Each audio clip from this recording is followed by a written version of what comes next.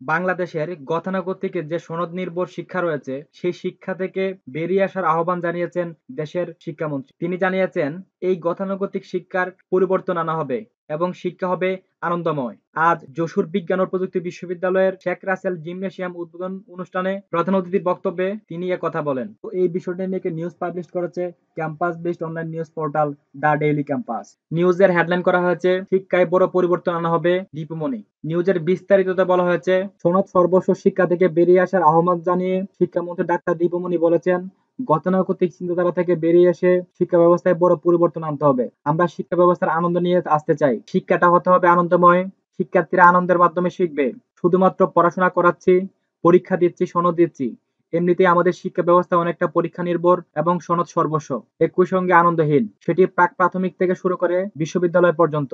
আমরা শিক্ষা ব্যবস্থায় আনন্দ নিয়ে আসতে চাই। আনন্দ নিয়ে শিক্ষার্থীরা জ্ঞান অর্জন করবে, তার মধ্যে অনুসন্ধিৎসার জাগ্রত হবে, সেই জ্ঞান অর্জনের আনন্দেই জ্ঞান অর্জন করবে, বাধ্য হয়ে নয়। শিক্ষা ব্যবস্থার ত্রুটি খুঁজে বের করার আহ্বান জানান তিনি। শনিবার দুপুরে যশোর বিজ্ঞান ও প্রযুক্তি বিশ্ববিদ্যালয়ের শেখ রাসেল জিমনেসিয়াম উদ্বোধন অনুষ্ঠান ও আলোচনা সভায় প্রধান অতিথির বক্তব্যে এসব কথা বলেন।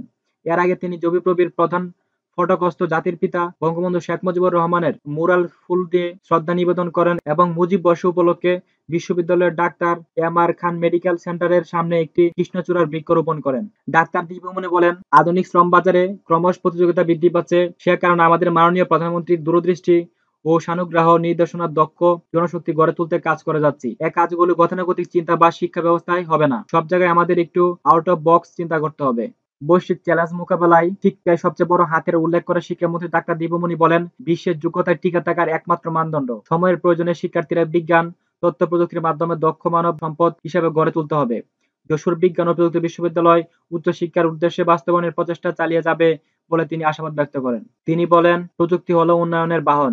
কাজে নতুন নতুন প্রযুক্তি উদ্ভাবনের দিকে মনোযোগী হতে হবে। শুধু উদ্বোধন করলেই হবে না, এটা যেন সঠিক প্রয়োগ হয় সেটাও আমাদের দেখতে হবে।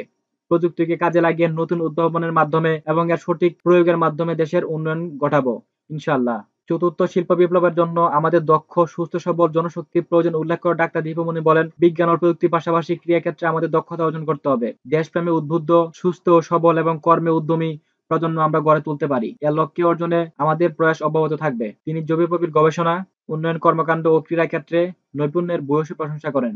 একই সঙ্গে যুবপ্রবি উন্নয়ন ও অগ্রযাত্রা শিক্ষা মন্ত্রণালয়ের পাশে থাকবে বলে আশ্বাস দেন।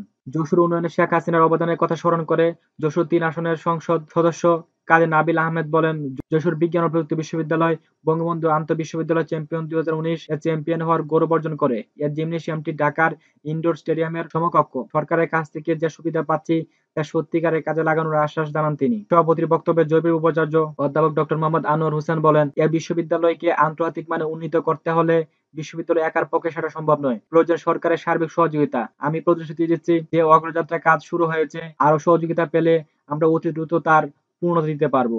এ সময় তিনি জবিপ্রবির সম্প্রসারণের জন্য ভূমি অধিগ্রহণ সহ উন্নয়ন ও অগ্রযাত্রার শিক্ষামন্ত্রীর দৃষ্টি আকর্ষণ করেন। জবিপ্রবির ডিন্স কমিটির আহ্বায়ক ডক্টর মোহাম্মদ নাসিম রাজার পরিচালনায় অনুষ্ঠানে আরো বক্তব্য দেন জবিপ্রবির কোষাধ্যক্ষ অধ্যাপক ডক্টর মোহাম্মদ আব্দুল মজিদ, রেজিস্ট্রার প্রকৌশলী মোহাম্মদ আহসান হাবিব, পরিচালক ডক্টর মোহাম্মদ তুফাইল আহমেদ প্রমুখ। অনুষ্ঠানে যশোরের জেলা প্রশাসক মোহাম্মদ তমিজুল ইসলাম খান, পুলিশ সুপার মোহাম্মদ আশরাফ হোসেন, যশোর শিক্ষা বোর্ডের চেয়ারম্যান অধ্যাপক ডক্টর মোল্লা আমির হোসেন সহ যশোর বিজ্ঞান ও প্রযুক্তি বিশ্ববিদ্যালয়ের জ্যেষ্ঠ শিক্ষক, কর্মকর্তা ও কর্মচারীগণ উপস্থিত ছিলেন। তো এই ছিল এখনকার মতো ভিডিও। শিক্ষা সংক্রান্ত পরবর্তী যে কোনো আপডেট মিস না করতে চাইলে আমাদের চ্যানেল সাবস্ক্রাইব করে আমাদের সাথে থাকুন। ধন্যবাদ।